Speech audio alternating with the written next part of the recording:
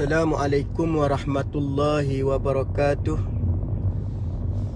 Allahu Akbar, Allahu Akbar, Allahu Akbar, Allahu Akbar, Allahu Akbar, Allahu Akbar, walillahil hamd. Alhamdulillah, alhamdulillah, segala puji dan syukur kat kita pada pagi ini kita berada di dalam perbincangan perkongsian mengenai Ayyamut Tashrik, hari Tashrik. InsyaAllah akhi boleh. InsyaAllah, insyaAllah. InsyaAllah Ustaz nak kongsi dengan para jemaah sekalian. Kita berada pada hari ini adalah pada tanggal 9 Zulhijjah, yang kita sebut apa dia 11 Zulhijjah, yang disebut sebagai hari Tashrik. Hari yang kita disunatkan untuk melakukan ibadah korban. Hari disunatkan ataupun hari kita memperbanyakkan zikrullah, memuji Allah Subhanahu wa ta'ala, membesarkan Allah, serta melakukan amalan-amalan yang berbentuk kebajikan. Para jemaah sekalian, apabila kita membicarakan tentang hari Tashrik, maka di sana ada saranan, ada kelebihan, ada perkara yang mana perlu kita jaga dan perlu kita mengambil perhatian. Terutamanya bagi memastikan supaya pada hari ini ataupun pada Ayyamut Tashrik ini kita senantiasa boleh melaksanakan amalan-amalan, terutamanya berkaitan dengan hari-hari yang mana dibenarkan untuk kita melakukan ibadah korban. Bagaimana para jemaah sekalian, sidang para penonton sekalian yang dirahmati oleh Allah Subhanahu wa ta'ala, apabila bercakap dengan Ayyamut Tashrik ataupun kita membicarakan tentang hari Tashrik ini, sudah pasti kita ni faham ini adalah hari-hari yang dibenarkan ataupun berkaitan dengan ibadah kurban. Maka apabila kita tahu hari ini hari yang berkaitan dengan ibadah kurban, maka kita pastikan menggunakan peluang yang ada ini di dalam hari Tashrik ini untuk kita terus memastikan supaya bulan ataupun hari yang kita sebut hari Tashrik ini, kita melakukan amalan-amalan yang sepatutnya untuk membolehkan kita memperolehi ganjaran dan kelebihan. Terima kasih akhi, Masya Allah, tabarakallah. Apabila kita membicarakan hari Tashrik, apa amalan yang tepat perlu kita laksanakan selepas kita meraihkan Aidil Adha ataupun hari raya korban? Semalam kita solat hari raya, maka difahami yang pertama, hari raya korban ini, hari raya Aidil Adha ataupun Adhiyah ini, dia tak sama macam dengan hari raya Aidil Fitri. Kalau kita hari raya Aidil Fitri, kita berkait dengan takbir ataupun amalan kita bertakbir hanya yang berkait dengan takbir mursal sahaja. Tetapi dalam Aidil Adha dia ada takbir mursal dan ada takbir yang muqayyad. Mursal itu boleh kita namakan ia sebagai takbir mutlak. Muqayyad itu yang berkait selepas kita solat dan sebagainya. Apabila kita membicarakan apa itu hari Tashrik, hari Tashrik adalah hari raya bagi orang yang mana berhaji. Pada hari itu adalah tanda setelah selesainya para jemaah haji melakukan wukuf, melakukan jamrah dan melakukan tahlul, maka mereka melakukan ataupun meraihkan perayaan. Bagaimana amalan-amalan yang dianjurkan dilakukan pada hari tasyrik. Amalan yang dianjurkan kita di dalam melakukan ataupun berada pada hari tasyrik ini, yang pertama, kita duduk pada tanggal 11 ni. Apa perlu kita buat? Pertama, memperbanyakkan syukur, memperbanyakkan nikmat, membanyakkan syukur di atas nikmat Allah Subhanahu wa ta'ala. Bahawa apapun yang berlaku itu adalah kurnia Allah. Sama ada ia bersifat baik, bersifat dengan benda yang kita tak suka, maka ini adalah semua di antara nikmat dan Allah Ta'ala anugerahkan kepada hamba-Nya. Maka ia bersifat baik, kita syukur pada Allah. Kita senang ataupun kita kaya, kita syukur pada Allah. Jangan kita merunguk pula, kita tak senang, kita merunguk, kita tak dapat, kita merunguk. Jangan. Kerana ia tidak termasuk daripada golongan yang mana syukur di atas nikmat Allah Subhanahu wa ta'ala. Sesuai dengan firman Allah Subhanahu wa ta'ala di dalam Al-Quran, Allah Ta'ala berfirman, apa kata Allah? Ba'da a'udzu billahi minasyaitanir rajim. Wa iz ta'azzana rabbukum la in syakartum la azidannakum wa la in kafartum inna azabi lasyadid. Dan artinya, dan ingatlah juga tatkala Tuhanmu memaklumkan, sesungguhnya jika kamu bersyukur, pasti kami akan menambahkan bagi kamu nikmat. Yakni, diberikan oleh Allah nikmat lebih lagi. Dan jika kamu, yakni mengingkari nikmatku yang disebut sebagai kufur, maka sesungguhnya azabku sangat pedih, bersangatan daripada Allah Subhanahu wa ta'ala. Ini di antara peringatan daripada Allah Subhanahu wa ta'ala. InsyaAllah Ustaz Syaril, Masya Allah, tabarakallah, sama-sama insyaAllah perkongsian sedikit pada hari tasyrik. Mudah-mudahan kita dapat manfaat, walaupun tidak seberapa ini insyaAllah. Faham maknanya? Kita jangan kufur dengan nikmat Allah. Kita perbanyakkan syukur dengan nikmat. Mudah-mudahan nikmat ini akan ditambah oleh Allah Subhanahu wa ta'ala insya-Allah. Yang kedua, meningkatkan taat dan takwa pada Allah Subhanahu wa ta'ala. Para jemaah sekalian, kita ni mesti upgrade ketakwaan kita pada Allah Subhanahu wa ta'ala. Jangan sekadar kita hanya melakukan sahaja ataupun sekadar yang disebut beramal sahaja, jangan. Mesti kita ada proses untuk kita mentaati dan meningkatkan ketakwaan, supaya kita mencapai kedudukan hamba Allah yang benar-benar bertakwa.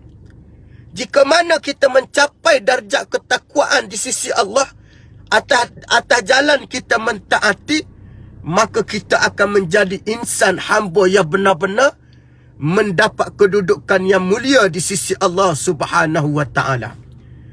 Maka para hadirin sekalian, ingatlah bahawa kita berada pada hari tasyrik ini adalah rangkaian daripada hari untuk kita sebut sebagai hari Yaumul Adhiyah, hari korban, di mana itu cubaan, dugaan, perjuangan yang berlaku kepada Nabi Allah Ibrahim alaihissalam dan anaknya kesayangannya Ismail alaihissalam, dalam keadaan kita tengok luar biasa pengorbanan.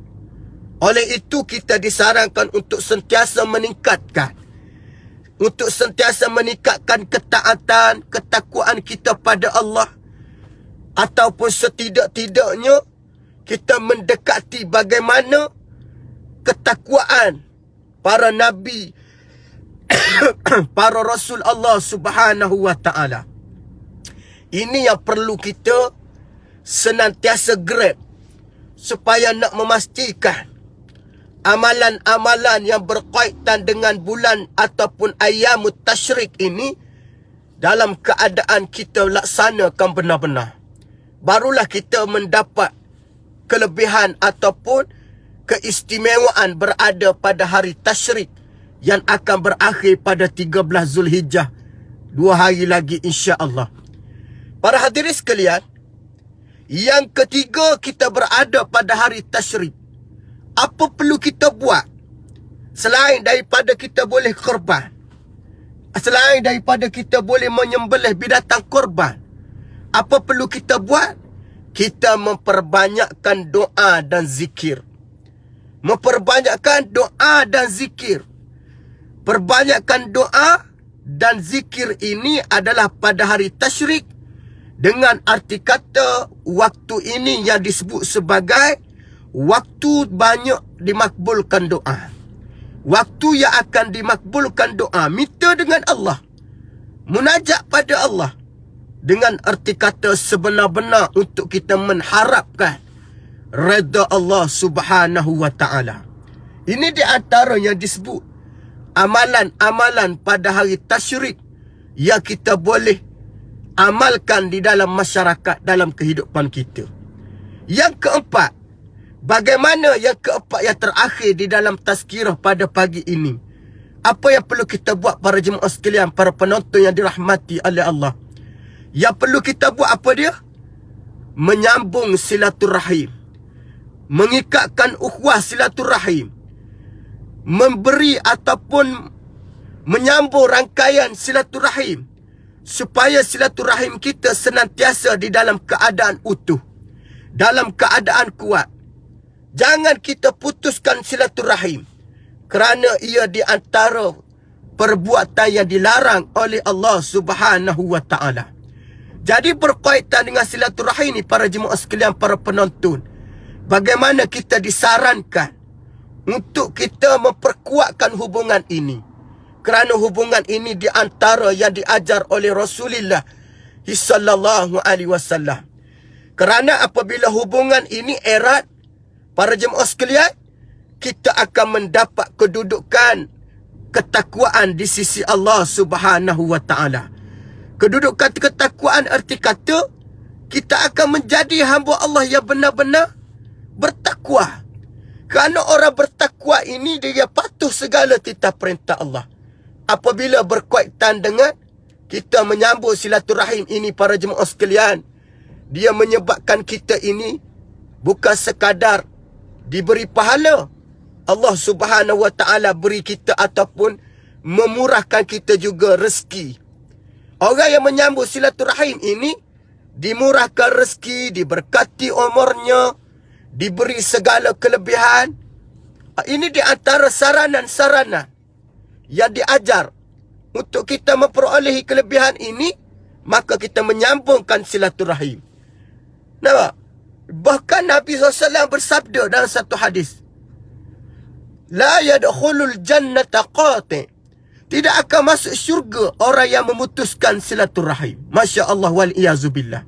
Justru jangan kita mudah-mudah, jangan kita memutuskan rangkaian ini, yakni silaturahim, kerana ia di antara galakan yang diajar oleh Nabi sallallahu alaihi wasallam. Justru para jemaah sidang para hadirin sekalian, kita melakukan berada pada ayyamut tasyrik ini, menyambung hubungan silaturahim, kita memandang golongan fakir miskin, kita mengambil berat ke atas mereka, kita pastikan mereka ini tergolong daripada golongan yang mana kita mesti ambil perhatian. Kita melakukan ibadah korban ini adalah untuk kita membantu golongan-golongan ini. Jangan sekadar kita hanya melihat ibadah korban ini hanya menyembelih, tetapi ibadah korban adalah tujuannya untuk kita membantu golongan-golongan tersebut. Bagi memastikan tercapainya matlamat korban, bersepena kita berada pada hari ataupun berada pada bulan ini, ataupun kita berada pada ayyamut tasyrik, maka pastikan supaya hari-hari tasyrik ini kita gunakan peluang dan manfaat sebaik mungkin. Jika mana kita inginkan yang disebut keampunan dan keredaan Allah, maka jangan habiskan masa sepanjang berada pada 11, 12 dan 13 ini. Sidang para penonton yang dirahmati oleh Allah Subhanahu wa taala. Macam Ustaz sebut tadi kan, 4 amalan ini pada hari tasyrik jangan kita lupa dan jangan kita ambil mudah. Mudah-mudahan kita mendapat kelebihan di sebalik apa yang kita laksanakan. Kerana apa dia para jemaah sekalian? Kerana Allah Ta'ala anugerahkan ayyamut tasyrik ini adalah anugerah luar biasa. Mudah-mudahan luar biasa ini amalan mesti luar biasa. Amalan yang luar biasa, amalan mesti berkait dengan sunnah Nabi sallallahu alaihi wasallam. Terima kasih akhi Zakir. Hampir 80 orang view yang tengok pada pagi ni. Walaupun Ustaz atas kereta, mudah-mudahan insya-Allah tercapai kita punya matlamat ataupun falsafah daripada ayyamut tasyrik adalah rangkaian hari Adhiyah. Apa makna Adhiyah? Hari korban. Maka hari korban ini dia tidak sekadar 10 Zulhijjah, akan tetapi dia bersambung sampai kepada 13 Zulhijjah. Itu yang disebut sebagai hari-hari haram untuk kita berpuasa, bagi kita memberi sokongan di atas pengorbanan hari yang dilakukan oleh Nabi Allah Ibrahim AS sebagai solidariti teratas orang panggil sumbangan Nabi Ibrahim terhadap keluarganya yang disebut dengan ujian ataupun cobaan luar biasa. Justru para jemaah sidang penonton yang sekalian, masih ada 87 orang pada pagi ni. InsyaAllah Ustaz doalah, mudah-mudahan tuan-tuan semua yang berada dalam live pada pagi ni, seorang lagi cukup 100 tak beri 98 orang. Dan insyaAllah kita buatlah amalan.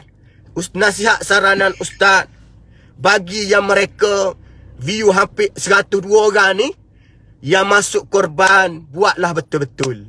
Ini ibadah. Ini bukan soal untuk dapat daging yang cantik, bukan soal nak kepala, bukan soal nak ekor, bukan soal kita nak timbangan kilo, bukan. Tetapi kita nak bagaimana mencapai darjat ketakwaan. Kita tengoklah bagaimana Nabi Allah Ibrahim ini, dia sanggup buat apa saja. Kita tak mampu para jemaah sekalian. Usahkah kita nak buat, kita fikir pun tak mampu kadang-kadang. Tapi bagaimana luar biasa Nabi Allah Ibrahim ini dalam keadaan melakukan amalan yang disuruh oleh Allah, yang disarang oleh Allah Subhanahu wa taala. Hasilnya para jemaah sekalian tengoklah. Hasil pengorbanan Nabi Ibrahim sampailah kepada kita satu syariat. Yang mana syariat ini masya-Allah tabarakallah, yang akan menentukan ataupun menjadikan kita mulia di sisi Allah Subhanahu wa taala. Jadi Ustaz nak akhirkan, binatang korban yang kita buat ini adalah seekor binatang yang akan kita tunggangi suatu hari nanti. Tunggang di mana para jemaah sekalian?